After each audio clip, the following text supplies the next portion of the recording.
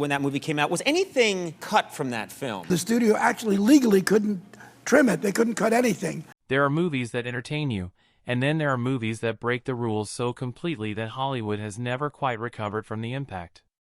Blazing Saddles is firmly in the second category. Released in February 1974, Mel Brooks's irreverent, raucous, boundary-demolishing Western comedy did something that no studio film had dared to do before it. It looked directly at American racism, laughed in its face, and then invited the audience to laugh along. But here's what's interesting. After 50 years of analysis, academic papers, documentary tributes, and fan debates, there is still one moment buried inside this film that almost nobody caught. A blooper so brazen, so perfectly strange, that it almost seems intentional. And once you know what to look for, you cannot watch the movie the same way again. To understand why this matters, you first have to understand what kind of film Blazing Saddles actually was, and what kind of world it was born into.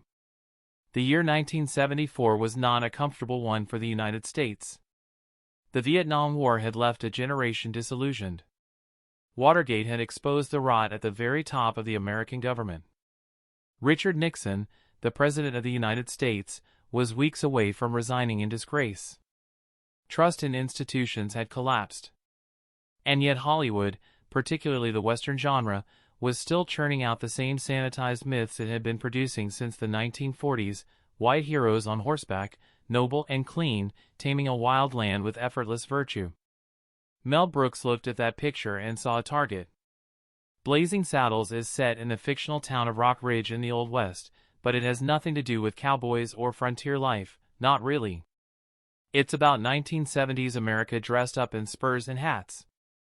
The plot follows Bart, a black railroad worker who is appointed sheriff of a deeply racist town by a corrupt politician named Hedley Lamar, who expects the townspeople to run in horror, leaving their land open for a railroad deal. What Lamar doesn't count on is that Bart is smarter, cooler, and more capable than anyone in that town, and that a washed-up alcoholic gunfighter named the Waco Kid might just have his back. On paper, it sounds like a straightforward fish-out-of-water comedy.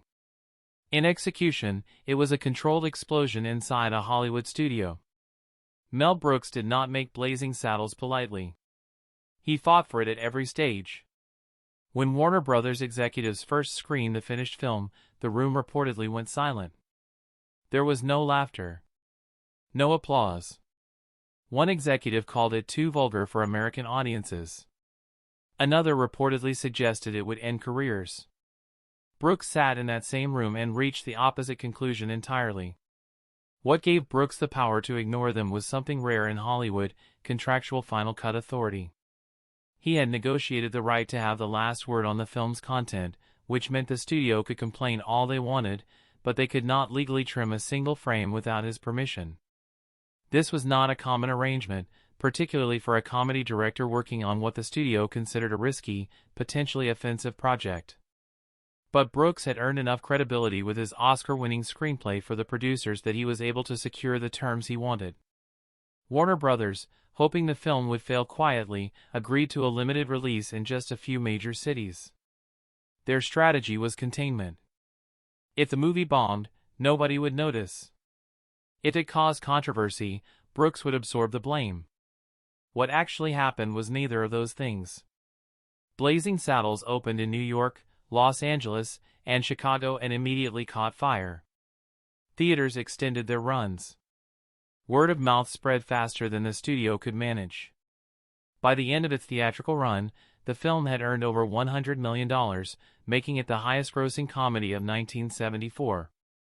The studio that tried to bury it ended up riding its success all the way to the bank. Before we get to the blooper itself, it's worth understanding how close Blazing Saddles came to being an entirely different film, because the casting process was, by any measure, a disaster that accidentally produced genius. Richard Pryor was the original choice to play Sheriff Bart. This made complete sense. Pryor had co-written the script alongside Brooks, and the character of Bart was, in many ways, shaped by Pryor's voice, his anger, his wit, and his deeply personal understanding of what it felt like to be a black man navigating white America. He knew every joke from the inside out. He understood precisely where the line was and exactly why crossing it was the point. But Warner Brothers refused to insure him. Pryor had a documented history with substance abuse, including a recent arrest, and the studio classified him as too great a financial risk. Without insurance, he could not legally work on the production. So Pryor remained a writer on the film, and the role went instead to Cleveland Little, a Broadway-trained actor with impressive stage credentials but no significant film experience. What followed was one of those rare accidents of casting that turns out better than anyone planned. Little brought something entirely different to Bart, a cool, measured, almost aristocratic composure that made the character's intelligence read even more sharply against the ignorance surrounding him. Where Pryor might have played Bart with volcanic energy, Little played him with precision and irony. The result was a character who never seemed rattled, even when the situation was completely absurd, and that unflappable quality made every joke land harder. The role of the Waco Kid had its own chaotic origin. The part was originally cast with Gig Young, an Oscar-winning actor who seemed a reasonable fit for a weathered, world-weary gunslinger. On his very first day of filming, however, it became immediately apparent that Young was experiencing severe alcohol withdrawal. Production stopped. Brooks dismissed him and began making phone calls. He reached Gene Wilder, who had worked with Brooks on The Producers and shared his sensibility for blending absurdity with genuine emotional depth. Wilder agreed immediately, flew to the set the following day, and began filming almost without preparation. His performance as the Waco Kid, equal parts cosmic calm and bone-dry humor, became one of the film's most beloved elements. His effortless chemistry with Cleveland Little gave the movie something it desperately needed amid all its deliberate chaos, a real friendship at its center. Brooks built Blazing Saddles on a foundation of deliberate unpredictability. He encouraged improvisation. He welcomed accidents. He told his actors to trust their instincts over the script when instinct felt right. And sometimes, the instinct produced something no writer could have planned. The campfire flatulence scene is the most famous example. In 1974, no major Hollywood film had ever included an audible flatulence gag. The very concept was considered beneath the dignity of mainstream cinema. Brooks not only included it, he went back during post-production and added additional sound effects after test audiences laughed so hard they missed the end of the joke. The studio called it vulgar and pointless. Brooks understood it as something more deliberate, the systematic destruction of the romantic cowboy myth. Hollywood had spent decades portraying Western heroes as clean, noble, and almost mythologically stoic. Brooks wanted to show the same men as sweaty, gassy, and thoroughly ordinary. It was satire wearing a whoopee cushion. That same irreverence extended to the film's treatment of Native Americans. In a scene depicting Bart's childhood, the audience sees a group of warriors on horseback, and then hears them speaking Yiddish.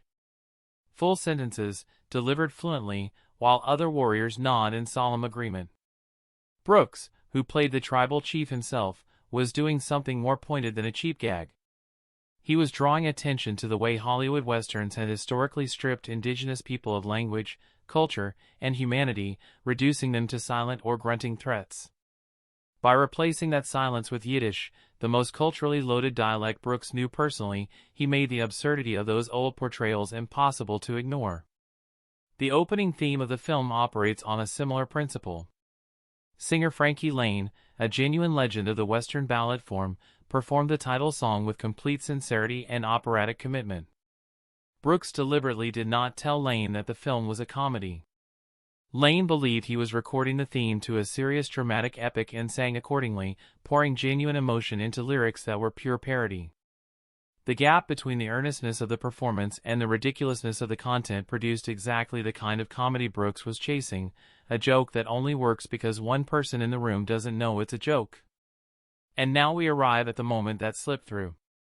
In the film's climactic finale, Blazing Saddles does something that almost no American comedy had attempted before. It breaks the fourth wall entirely and keeps breaking it.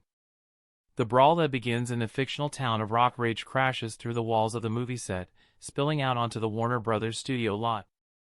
Characters find themselves fighting in front of other productions, crashing through other sound stages, and eventually stumbling onto a Hollywood street where the world of the film dissolves entirely into the real world behind the camera. It is deliberately chaotic. It is designed to feel like everything is falling apart. And right in the middle of it, as cast members pour out through the studio gate and into the actual street beyond, a man in a plain sweater walks calmly through the frame. He is not in costume.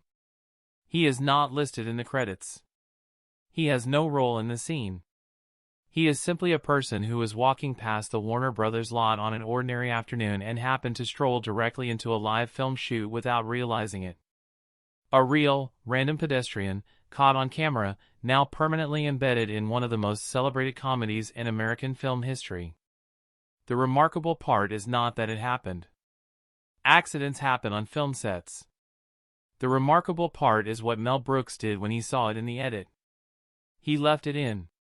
His exact reasoning, shared with crew members at the time, was simple: it was funny. The man's complete obliviousness, his casual, unhurried walk through absolute pandemonium, added one more layer of absurdity to a scene already packed with it. He became, without ever intending to, a participant in cinematic history. He has no idea he is in a movie. The movie has no idea he is real. And somehow, that confusion is the most perfect note the film could have ended on. This is the blooper that nobody noticed for decades, not because it was hidden, but because it fits so seamlessly into the surrounding madness that it never registered as out of place. When everything around it is already surreal, a random stranger walking through the shot doesn't read as a mistake. It reads as part of the design. That is either extraordinarily good luck, or it is the best possible argument for Brooks's entire filmmaking philosophy, that reality, when it wanders into the frame uninvited, is often funnier than anything you could write. 50 years later, Blazing Saddles remains one of the most argued about films in American comedy. Not because people disagree about whether it's funny, most of them agree that it is, but because it forces a conversation about what comedy is actually allowed to do and who gets to make those decisions. Brooks and his collaborators, including prior writing in the room even if he never appeared on screen, were not interested in making comfortable satire. They wanted to make racism look as ridiculous as it actually is, not by moralizing at the audience, but by showing a black sheriff who is simply, undeniably better at his job than every white man trying to stop him. The joke is not at Bart's expense. The joke is always at the expense of the system trying to defeat him.